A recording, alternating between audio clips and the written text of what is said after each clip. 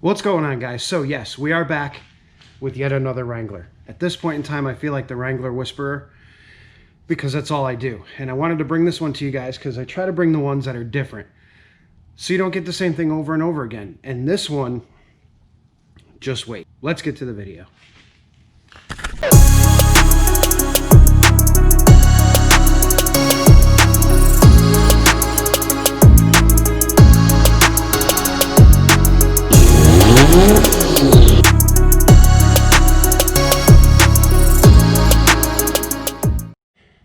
Alrighty, so what we got is a 2000 Jeep Wrangler. You know, the norm. Nothing unusual. It was kind of bought as a project by our customer so that him and his stepson can work on it. And we noticed a couple things right off the bat. You know, the fenders are rotted, which, I mean, you can see directly through them right there, which is no big deal. That happens all the time. It's usually right there where they rot. But the one thing that I noticed that was a little off base was, you see how the hood, the gaps are completely off, like here, and then you look and you see that the hood latches don't match on either side. You know, they're a good ways off. I mean, these are aftermarket down below here, but they're still quite a ways off. They don't match. And same thing on the passenger side with the hood. The gaps are way off. Now, let me show you guys something even more interesting. We're gonna come over here and hit this lift button, and I want you to watch this gap.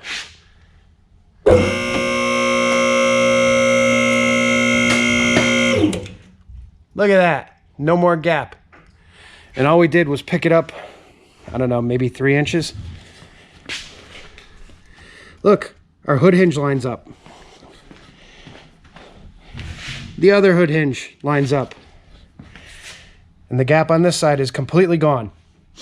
Now, if we put this thing back down on the ground, watch the hood.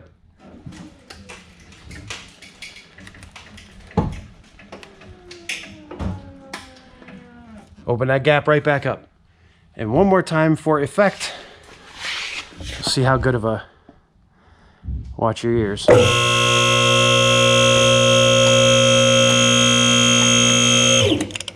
There we go. Completely closed up. Now, I'm going to get this thing in the air, and I'm going to show you guys why it's doing that. And you're going to laugh. So, sit down if you're not. All right, so let's start with some obvious things that we see. So it appears as though we've got factory front springs. We have some aftermarket shocks. And we have this giant, what looks like about a 3-inch spacer on the spring. Yeah, I'd say it's probably 2.5, 3-inch spacer on the spring. And then we're going to move over to the rear. And we're going to see no spacer on the spring.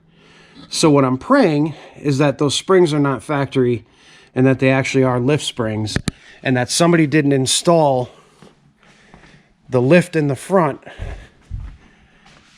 because of what's going on with it. Now, we also have some brake lines that are toast, which are going to need to be replaced, and, you know, a few other odds and ends. So let's get it up a little bit further in the air, and we'll see the true problem. Okay, problem number one, and nothing we haven't seen before. Frame is cracked all the way up to the top, but it closed up when we put it up on the lift. We've got nothing left here, right? And there's no patch panel here. Same thing on the passenger side. We have the frame is cracked here. But guys, here's where it gets interesting. And if you're smart, you caught it already. But this already has safety caps on it. But do you guys see the problem with the installed safety caps? I don't know about you,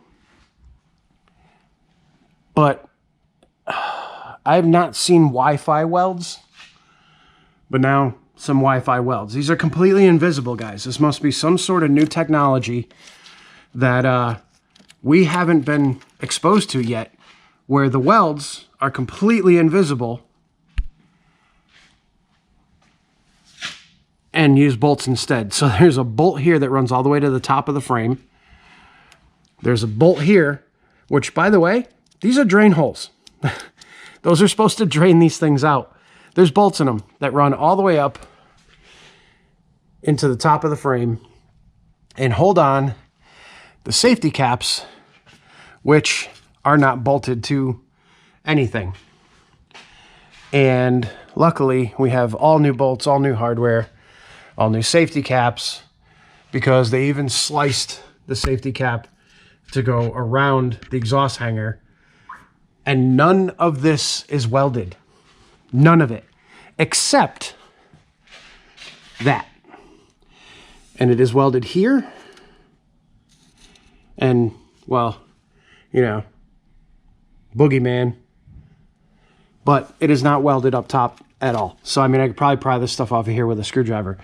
So this one's going to be fun in the fact that we really don't have to do much with it. We literally just have to unbolt the safety caps and take them off, cut the rest of the frame out, and then we'll be good. But it does save me a little bit of time because I don't have to cut all the bracketry out and everything. It'll just all come out with the damaged safety caps. So let's get to moving on this one. All right, so we spent the last half an hour or better wrestling with that bolt right there because it was stuck in there because I used the wrong bolt and didn't use any anti-seize on it. So now that we got that bolt out, these guys, we get some light. See, still a little smoky. This guy should just come right out of here, which is scary. Oh boy. Oh boy. That's insane. That's not even welded.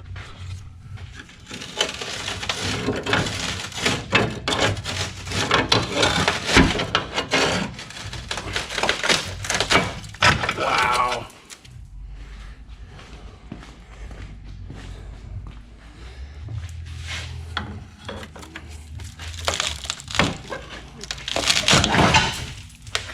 Well, there you go. Full of rot because they didn't cut any of that out. So now we got to deal with that. And I hope that the top of our frame is still good because this doesn't look like it very much. So let's go ahead and get that out of there. And then we'll see about what the rest of this frame looks like. We got to do some cutting.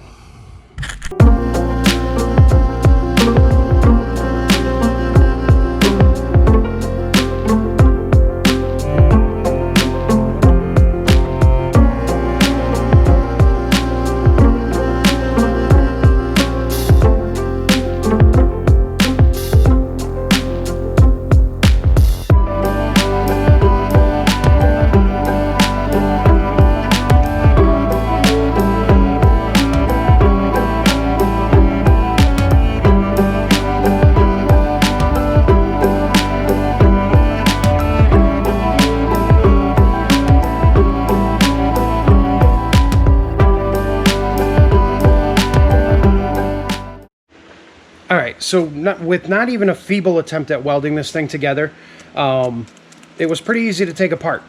And it was actually pretty easy to cut up and prep. I kind of, what's the word I'm looking for? Saved you guys the boringness of having to watch me sand the frame for an hour. But we got it sanded and we got everything in. This was a little crazy right in here because the metal of the actual, this was blowing away, so we had to bring it down a little bit. But all the other welds came out really nice. And then in some of the areas like here, we got some metal that's missing at the bottom, which is kind of normal. I think at some point I'm probably gonna make some plates that actually slide up in here that will take up this gap that's in these. So I'll make it so that it fits directly against here, slide it up in. All right, so I don't remember where we left off 100% because the battery went dead, but we were talking about making some extra pieces to fill in, you know, these gaps right here. Obviously, you can't make this like that because you'd never get it slipped over. It would be too small. So I'm thinking about making a couple of pieces that will actually slide up in here sideways that have the profile on either edge to be straight so that we can cover these gaps without actually having to fill them with weld like we normally do. Like I said, not a big deal because the frame's got drain holes, and usually what I'll do is make sure I get some good weld in there, and then I'll just silicone these areas down here just to you know, kind of stop water mitigation. But the best route would be to actually make a couple of plates, and I think that's what I'm going to do, is start manufacturing some plates that'll go over these and make everything a little bit better. But after that, we went ahead and cut the passenger side out.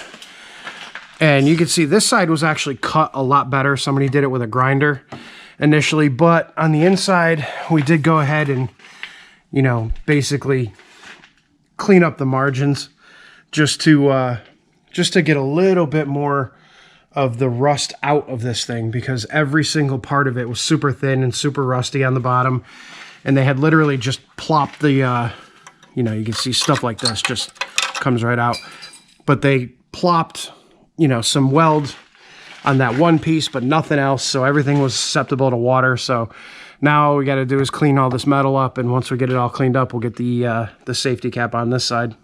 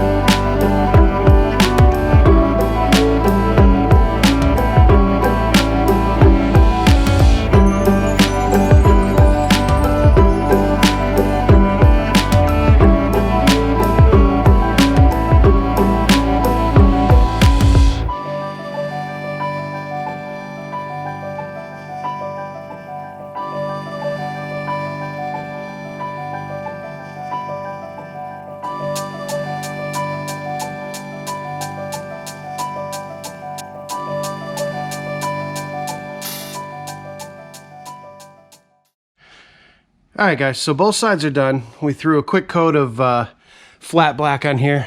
It looks super glossy just because it's still wet, but it'll dry completely flat, which I think that looks best on these frames. It's just a nice flat black. So we'll come back after this one's dry. After this coat's dry, we'll throw another quick dusting coat on it, but we got the passenger side done as well. So that's all set. Again, looks glossy, but it's not. It's flat paint. So what we'll do is after we get the second coat on here, it'll cover up some of the little areas like up top right there where it looks a little bit light, but we'll just, you know, shoot some paint on there to get some more coverage, make it look nice. Everything is tied in now. All these arms are tied in. The frame is tied back together. The hood gap is closed up nice. Fender gap looks good again. So we got all of the body lines and all the body gaps set. We got the frame straightened out. The rear was actually quite interesting. This entire axle was completely crooked by like 1.5 inches. So when they did the bolt-in safety caps over there, they one of them was 1.5 inches further forward than the other one was. So the whole rear end was actually kicked. I think it was more forward this side and more rearward the other side. So this thing was probably crab walking the entire way. And then of course, you know, we do have some body damage in a few other areas that, you know, eventually could be fixed if the owner so decides to go that route. But we try to stay away from a lot of this body work just because it gets real tedious real fast. So try not to do that. We try to get most of the frame stuff done and the underside of the vehicle done so that, you know, if you've got a solid base to build upon, because in reality, my face is super bright, but in reality, the situation here is that with these Jeeps, even if the body is completely destroyed and you have a good chassis to work from, you can buy a new tub. You can get a rust-free tub for $1,000. You know, you can get fenders, you can get a hood, you can get all of the other stuff that goes along with this. The chassis is what is most expensive. So as long as the chassis is good, you have a good engine, good tranny, transfer case is good, you know, axles, all that stuff. As long as that stuff is good, you can literally put this entire Jeep together almost brand new for, you know, another $2,000, and then you don't have to worry about it. You know exactly what's into it, you know what it is, and you know how amazing it is. So we're gonna let this paint dry. We're gonna finish putting everything back together. We got to get the exhaust welded back on, got to get the skid plate back on, get all that stuff taken care of, and then we'll bring you guys back for the reveal when we drop this thing down and see if we have any issues with our hood anymore. All right, guys, so here we go with this here yellow banana, which it was actually shaped like a banana, which is funny. But we're almost on the ground now, and you can see that our body line is a little bit pinched. So what we're hoping for is that this is gonna open up just a tiny little bit when we let this thing down, and not open up so that you could stuff, you know, half your hand in that body line. So let's drop it the rest of the way, and we'll see what this does.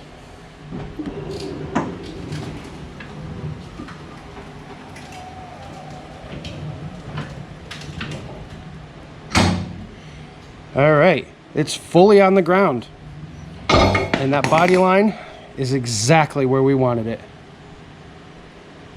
Exactly where we wanted it. Perfect. All right, let me get this lift out of here and we'll check it out. Okay, so I don't know if you guys will be able to see it on camera because of the way that this thing is, but there's 3 inches of lift in the front, which prior to our frame repair, this fender flare was sitting literally a ½ an inch from the tire, and now we got quite a bit of space. Same thing in the rear. And the reason that was is the frame had broke and shifted everything up. And so our hood line, which if we look at this body line now, is perfect. And if you guys go back, remember in the beginning of the video, you could literally, there was a massive gap there. So that's all taken care of. But there's no lift in the back. There's 0 lift whatsoever in the back. And in the front, there's 3 inches of lift. So my thought is what probably happened is the frame broke, the front dropped, started smashing into the fenders. They put 3 inches of lift in the front, or it already had 3 and 3. And when it dropped and the front end dropped, they pulled the lift out of the rear to try to level everything back out. But right now, this thing has the old Carolina lean to it. And you probably, the lift is in the way, but take my word for it, guys. It's a few inches lower in the back than it is in the front. But everything lines back up again. Hood hinges all line back up. Same thing on the passenger side. Everything lines back up where it's supposed to be. Now, this thing looks off, like this gap here all looks off because everything was adjusted based on the fact that the frame was broken. So we got to go through and readjust all these gaps. It needs new fenders anyway, so we're probably not even going to bother. You can see how much room we gained in the front here by the fact that all that is worn out because it was literally touching the front bumper. The frame had broken and come up. The other thing that had happened was the steering shaft collapsed. And I apologize for all the sniffing, guys. You guys hear that in all my videos, and I feel so bad, but my allergies are horrific. So the steering shaft was actually binding up completely to the point where you couldn't turn the wheel with the vehicle not running. So steering shaft isn't binding any longer, which is amazing. So we can now steer this thing without any major issue. That was a huge problem before. And just overall, everything is, the doors even close better. Everything is way better than it was except for the damn Carolina lean. So we got to figure out if we're going to put a lift in the back, which we're probably going to have to. We still do have a little bit more work left to do on this Jeep. The rear upper spring perches on the back are gone. So we're going to be replacing those, and I may build in a little bit of lift for it just to get the back end up. Or I might not, because he might decide to actually do a legitimate lift kit in it. So for right now though, this one is done. I may show you guys how to do those rear perches in the next video, but thank you so much for watching this one. If you have any questions, as always, put them down in the comments. Shoot me an email, morfabindustries@gmail.com, and we'll get back to you. Hopefully, we got like 5 more of these things to do, so it's going to be a busy couple of weeks. Have a great night, everybody.